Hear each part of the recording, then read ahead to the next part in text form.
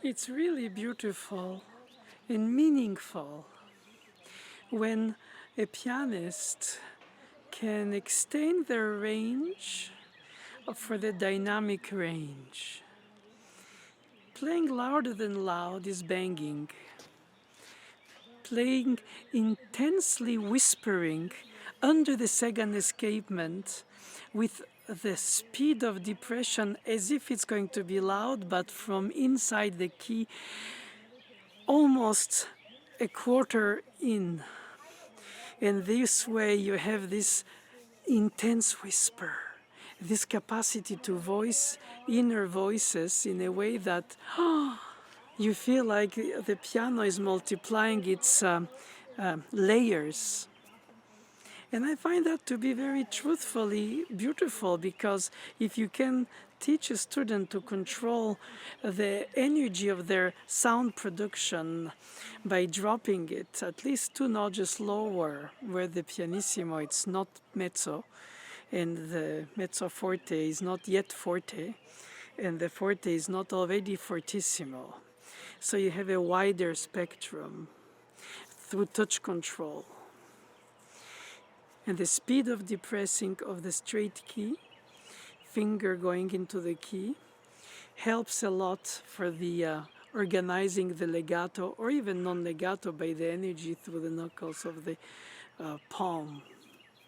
Yes, those technical aspects are intellectually understandable by students, but not always applicable, because intuitively they're used to drop, like when you'll do a slap or not, a caress. But in order to do the caress, you have to get to the close of the key as if you're going to slap, but you don't. And separating energy, speed of depressing from the dynamic range ratio is the hardest thing to do, because you're afraid that if you don't control it from close up in the key, as if your fingers are magnets on the tips, gets tough. Because then in the middle of a pianissimo you'll have a note that will explode if the action of the keys is not even, and most of them are not. So why does it matter? And I insist is because I want them to get to know this not only as a very, let's say, catchy intellectual thought, but the reality of their playing. And many times when you perform in a hall where you have an audience and you have an intimate pianissimo expression of avowal in the music, you have to resist, I believe, the call of the teacher or the friend who is at the rehearsal a little bit further in the hall and tells you, can you play a little bit louder the soft sections, because nobody can hear you up there. I'm sure many pianists can connect with that. How many times I did. And then now I regret it, because I like to think that the attention of the listening of the individuals who are sitting not too close to the piano can still connect to the subtleties of the touches in dynamic ranges that are under pianissimo, mezzo pianissimo, just a little bit above in that case. And so that you don't have to play immediately mezzo before it becomes fortissimo, and you have the capacity to organize a long-term crescendo, and same way a long-term diminuendo, though the crescendo is not too early, not yet, until now, and diminuendo is don't drop, sustain, in the sense of the sound has to be still ardent, eloquent, and you only drop it at the arrival point. So in fact it feels almost like subito rather than progressive crescendo diminuendo, but often the texture itself helps with it. If the music goes in sequence dropping or sequence rising, or if chromaticism, so whatever it is, it's not just volumes of sounds, it's a storytelling of narrative lines combined harmonically. can put some sauce with the pedal to make it more digestible if the acoustic is too dry, but the purpose is not just to be clear, and that could be with fingerings with substitutions that allow to do finger pedaling, so that you don't have to have a blur to create a legato if it is necessary somewhere while your hand is stretched holding somewhere else.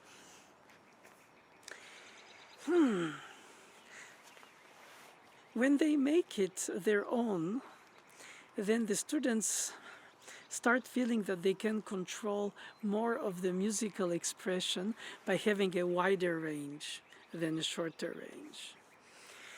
And it helps. Of course, the sound is not just a sound. You also have rhythm, pulse. You have combined layers of sounds. You have melodic lines. You have a harmonic progression. These elements of modulation or transposition of a pattern create a colorization, so to say, or atmospheric changing of mood. In other words, first you have to tell the student that the texture tells it so much that before you add your own effect of diminuendo and crescendo, and how much and how progressive or how at once, you have to first let the music itself surprise or refresh its statement. We don't always trust the piece itself because we repeatedly practice it, and that's what we do in rehearsing, we hear. The more we do, the least we listen to the music itself, but more the industry of playing it. Just like a foreign language, you listen to the sounds because you don't get the meaning unless you speak that language. And if you do, you hear less the sounds poetically, but the meanings of the sounds vehicle. And I find that when we practice, we get so practical about finding the right fingering, the right change of finger on the same key or whatever it takes, that we don't listen to how the composer has brought in one section to the next, either through a bridge, either through a modulation that appears to be drifting away, and in harmonic split moment, it has that moment where it's back home in the tonality that we didn't in fact leave. And composers like Schubert and Chopin and Brahms, they use these devices so well that you feel like beyond the storytelling, they're spicing it with the ingredients of the music itself, rhythmic ritenuto with values from 8th notes to 16th notes, etc. Harmonic progression rhythm with 1 a bar or 2 a bar or 3 or 4 or 1 each 8th note. So you have this sense of pacing and harmonic storytelling, like poetry or an actor declaiming a monologue, taking the spaces between the words or not taking the spaces between the words. And just because the fingers acquire this kind of cognitive memory by repetitive practicing, we have to still remain deeply connected to the piece's texture, choice of tonality, and choice of mood setting. We are painters of sounds. We are conductors of our own orchestra fingers and feet. We are stage directors of a theater play with different characters dialoguing between the hands or shared or even within each hand. We are aria singers with repeated notes for syllables that are in fact not necessary for the connection of the legato of the piano, but it does imitate the syllabic singing since there is no lyrics. I find it very emotional to get connected to the piece through the composer's emotion that created it, because he or she made choices. And those choices are striking to us. But in the practicing repetitivity, we tend to not think of it as much. We try to, it becomes a mechanical obstacles passing course, which in part it is, but we have to always keep in mind how to dosage our input through our effect of a crescendo, diminuendo, and how much and how early and how long, or how not too early to arrive to a climax, and how to organize a further arrival point. In other words, we also architects of a structure as unbelievably real as ephemeral. As soon as you play, it evaporates in the thin air, literally, which it interrupted in the first place. So yes, music is the art of interrupted silences, or also with silences. Is also music of contradictions, when you have parts that are entering in collision, like in a Beethoven fugue, or when they're living like harmony, all voices in good socializing, like in Bach or the Renaissance before.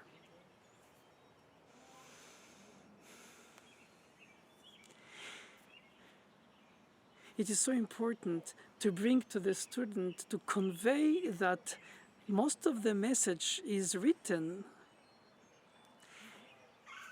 and that while they have to take it in their hands literally and bring it alive, they have to mark the arrival points of each phrase, even if it's childish, but it's important. Mark it on the score and say, I'm going to not climax before this point, I'm going to chase a mezzo forte by that point. And so you establish a map. It's a bit rigid, so, but at least it needs to be so when you practice it, so that you can go section by section, then combine section into another section, then organize the merging traffic when you translate one of the sections into the other, until you find the most smooth, direct, flowing statement. So the quality of the legato, required or expected, the voicing, the bringing out of the inner life in the piece, not just the melodic line or the bass line, or sometimes sandwiching inside a lot of the harmonic progressions. Of course, it's a director's cut when you play, because you show the audience what you would like them to like in the piece by highlighting it in the voicing. So inevitably it's subjective. You cannot be objective. The score is more objective. Your playing becomes more subjective, and between the two is the how much am I allowed to, should I, is it stylistically right to, and if it's only a series of self-censorships, it's not the same instrument, it's not the same, and yes, the authenticity is perhaps lost in the translation, but what you gain is that you connect through the capacity and the qualities of the instrument that you play, that you don't fight, but that you enhance. By planning, if a long value will come and you want it to bridge until the next short value, you play it a bit louder than intuitively so, in order to bridge through. So you have to plan ahead. You cannot make a crescendo or vibrato enhancing a tone that you already started soft, dynamically. So in a way, you project constantly your hopes. Sometimes the piano betrays you by unevenness, and the key is louder than you expect, or softer, and it's almost a hole. If you lose low wrist to get closer on the fifth finger on the bass note, which is heavier on the action of the piano, it doesn't speak. Even if it's falsely reassuring that with a low sense of gravity you cannot miss that note. But in fact you can, because you don't put the amount of speed to depress the key to the bottom so it speaks at any dynamic range.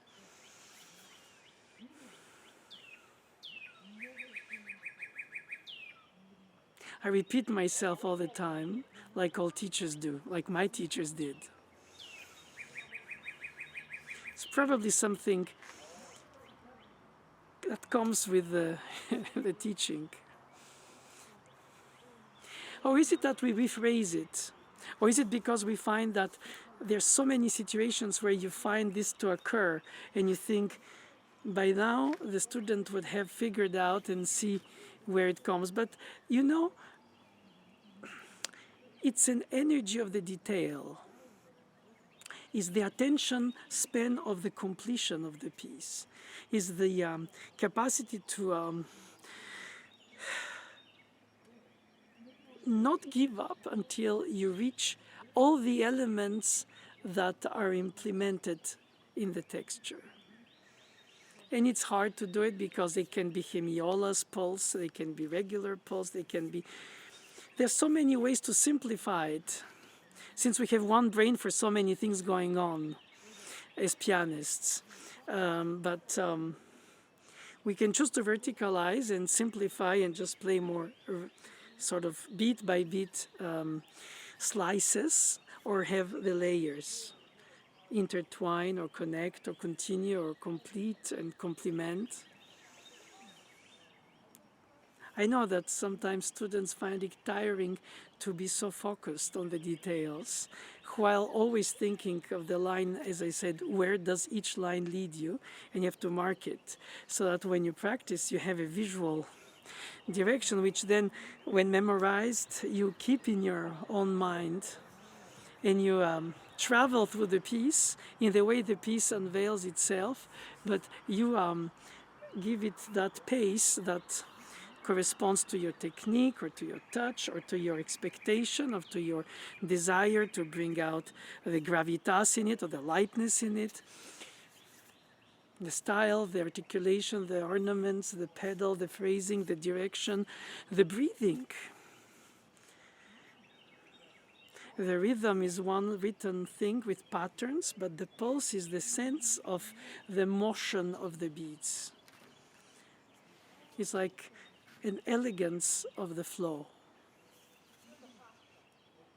And sometimes the music is violent, especially early 20th century. If you play Prokofiev War Sonata, as they call them, or you play a Haydn Sonata, it's more formal. And in Prokofiev, it's more visceral and wild. In Bartok and Stravinsky and Szymanowski and Ligeti and all compared to Haydn, Mozart, and then Chopin, Liszt, Mendelssohn, Schumann. All those four, they defined our piano that Beethoven ignited in 1800s after the harpsichord.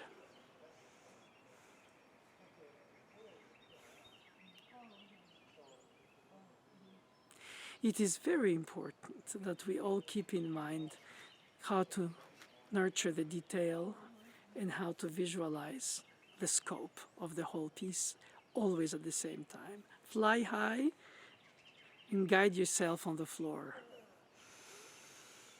Smell every second rose.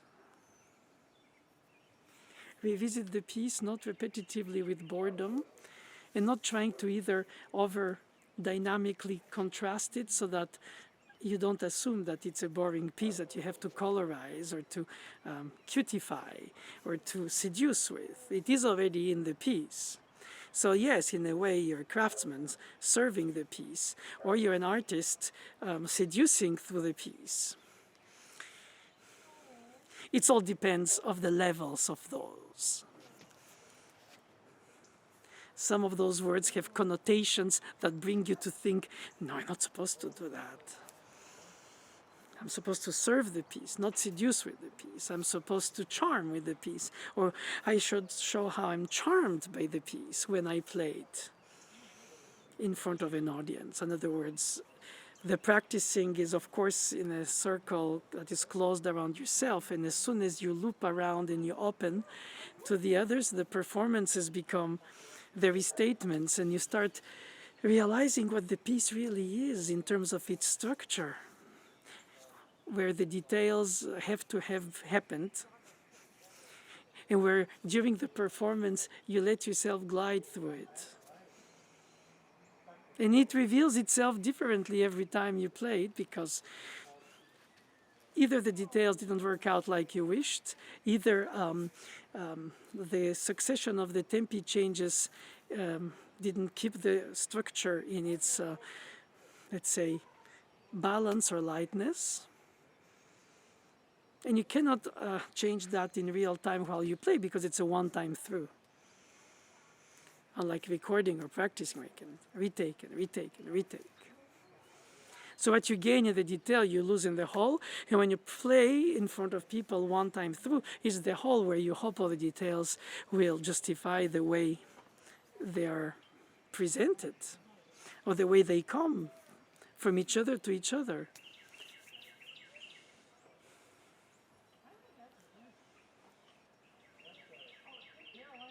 It's not just technique, and it's not just musicianship, and it's not inspiration compared to practicing. It's all of the above together.